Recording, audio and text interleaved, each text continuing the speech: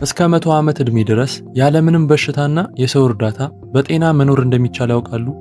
ብዙዎቻችን ዕድሜያችን ሲገፋ በሽታና መድኃኒት የግድ ይመስለናል። ነገር ግን በዓለማችን ላይ ረጅም ዕድሜ በሚኖሩባቸው አካባቢዎች የሚኖሩ ሰዎች የሚመገቧቸው 7 ድንቅ ምግቦች በሽታን የመከላከል አቅምን በ10 እጥፍ እንደሚጨምሩ በሳይንስ ተረጋግጧል።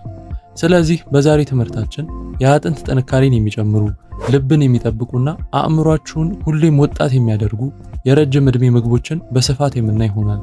በተለይ ቁጥር 4 ላይ የምነግራችሁ ምግብ በየቀኑ በቤታችሁ የሚገኝ ነገር ግን ጥቅሙን ያላወቃችሁት ድንቅ ተአምር ነው። ለመሆኑ እናንተ አሁን ባላችሁ የአመጋገብ ልማድ እስከ ስንት ዓመት በጤና የምትኖሩ ይመስላችኋል? 60፣ 80 ወይስ 100? መልሱን ለራሳችሁ በሐቀኝነት መልሱና ወደ ቪዲዮ እንለፍ። ሁሌም ለጤናችሁ ቅድሚያ የምትሰጡና መልካም ልብ ካላችሁ ቪዲዮውን ላይክ በማድረግ ይጀምሩ።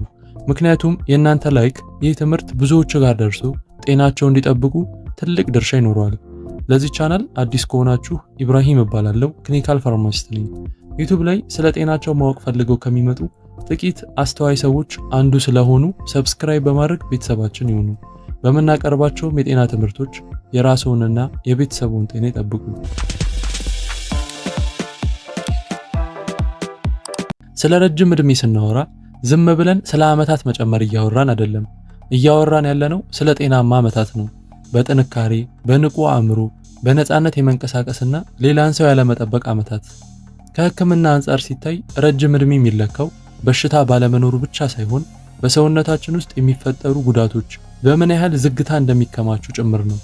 በየቀኑ ሴሎቻችሁ በደም ስኳር መዋዠቅ፣ በብግነት፣ በመርዛማ ነገሮች፣ በደካማ የደም ዝውውርና በሴሎች መጎዳት ምክንያት ጫና ይደርስባቸዋል።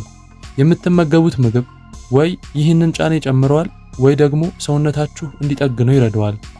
ረጅም ዕድሜ በአንድ ፍጹም ምግብ የሚገነባ ሳይሆን በህይወት ዘመን በሚበሉ በሺዎች የሚቆጠሩ ተራ ምግቦች የሚገነባ ነው። ብዙ ሰዎች ከሚገባው በላይ በፍጥነት የሚያረጁበት ትክክለኛው ምክንያት የዘመናችን አመጋገቦች ብዙ ጊዜ ጥበቃ የሌለው ካሎሪ ብቻ ይሰጡናል።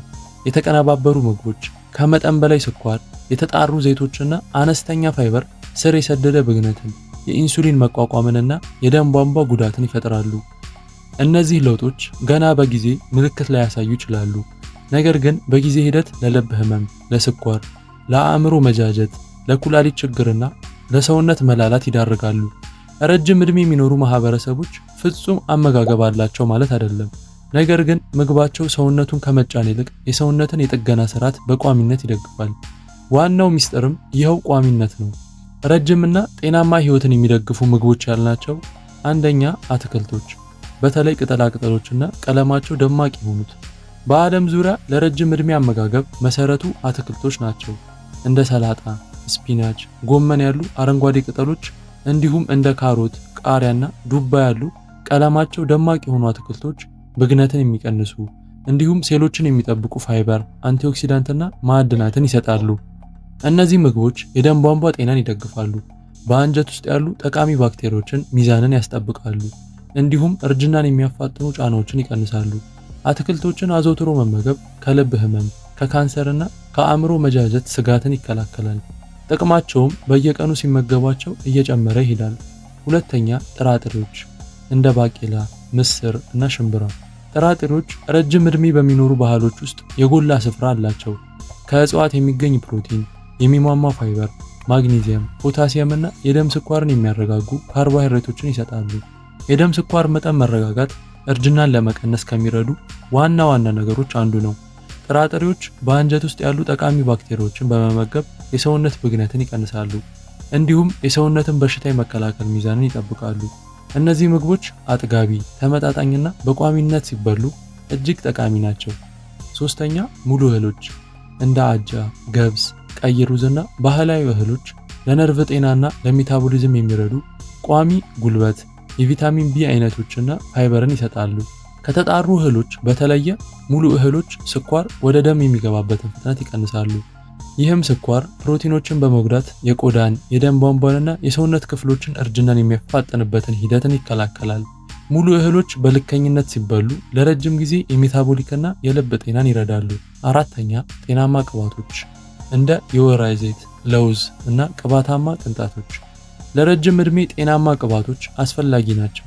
የወይራ ዘይት፣ ለውዝና እንደ ተልባ ያሉ ቅንጣቶች ብግነትን የሚቀንሱ፣ የደም ቧንቧን የሚጠብቁ እንዲሁም ለአእምሮ ጤና የሚረዱ ኦሜጋ 3 እና ሌሎች ጤናማ ቅባቶችን ይሰጣሉ። የተቀነባበሩ ዘይቶችን በወይራ ዘይት መተካት ከረጅም ዕድሜ ጋር ተያያዥነት ካላቸው ጠንካራ የአመጋገብ ለውጦች አንዱ ነው። በተጨማሪም ለውዝና ቅባታማ ቅንጣቶች ለነርቭ ስራ፣ ለሆርሞን ሚዛንና ለበሽታ መከላከል ጥንካሬ የሚረዱ እንደ ማግኒዚየምና ዚንክ ያሉ ማዕድናትን ይሰጣሉ። አምስተኛ ቅባታማ አሶች እንደ ሳልመንና ሰርዲን ያሉ ቅባታማ አሶች ስር የሰደደ ብግነትን የሚቀንሱ እንዲሁም ልብንና አእምሮን የሚጠብቁ ኦሜጋ 3 ፋቲ አሲዶችን ይሰጣሉ። ኦሜጋ 3 የደም ቧንቧዎችን ጤናን ይደግፋል፣ የሰውነት ስብን ያመጣጥናል፣ እንዲሁም የነርቭ ሴሎች እንዳይጃጁ ይጠብቃል። አዘውትሮ አሳ መመገብ ከልብ ህመም፣ ሞት ስጋት መከላከልና የአእምሮ መጃጀትን ከመቀነስ ጋር ቀጥተኛ ግንኙነት አለው።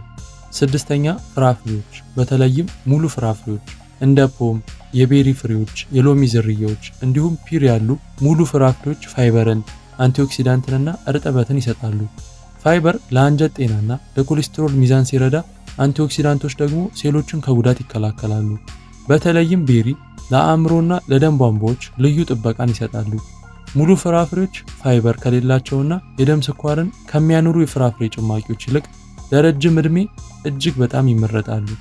ሰባተኛ የተቀመሙ ምግቦች እንደ እርጎ፣ አይብና በባህላዊ መንገድ የተቀመሙ አትክልቶች በአንጀት ውስጥ ያሉ ጠቃሚ ባክቴሪያዎችን እንዲበዙ ይረዳሉ።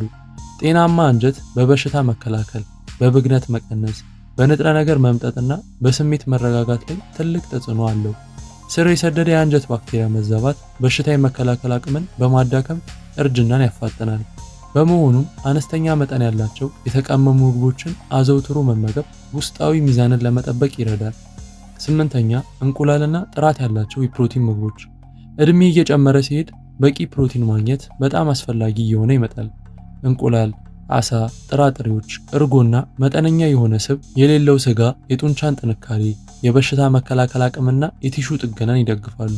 የጡንቻ ጥንካሬ ለረጅም ዕድሜና ራሱን ችሎ ለመኖር ከሚረዱ ዋና ዋና መለኪያዎች አንዱ ነው። ፕሮቲን ለጥንካሬ ብቻ ሳይሆን ለሜታቦሊዝም ጤናና ለሆርሞን ሚዛን ጠቃሚ ነው። ዘጠነኛ ውሃና እርጥበትን የሚደግፉ ምግቦች። ለረጅም ዕድሜ ውሃ መጠጣት ብዙ ጊዜ ትኩረት አይሰጠውም። ስር የሰደደ መጠነኛ የውሃ ጥም ድካምን፣ የሆድ ድርቀትን፣ የኩላሊት ጫናንና የአእምሮ ውጥረትን ይጨምራል። በቂ ውሃ መጠጣት ለደም ዝውውር፣ መርዞችን ለማስወገድ፣ ለምግብ መፈጨትና ለመገጣጠሚያዎች ጤና ይረዳል። እንደ አትክልትና ፍራፍሬ ያሉ በውሃ የበለጸጉ ምግቦችም ለሰውነት እርጥበት ትልቅ አስተዋጽኦ ያደርጋሉ። እነዚህ ምግቦች ስር የሰደደ ብግነትን ይቀንሳሉ፣ የደም ስኳርን ያረጋጋሉ፣ የደም ቧንቧዎችንም ይጠብቃሉ፣ የአንጀት ጤናን ይደግፋሉ፣ እንዲሁም የጡንቻና የአእምሮ ስራን ያስጠብቃሉ። እርጅና የሚዘገየው ጊዜ ስለሚቆይ ሳይሆን በሰውነት ውስጥ የሚፈጠረው ጉዳት ስለሚቀንስና የጥገና ስርዓቱ በብቃት ስለሚሰራ ነው።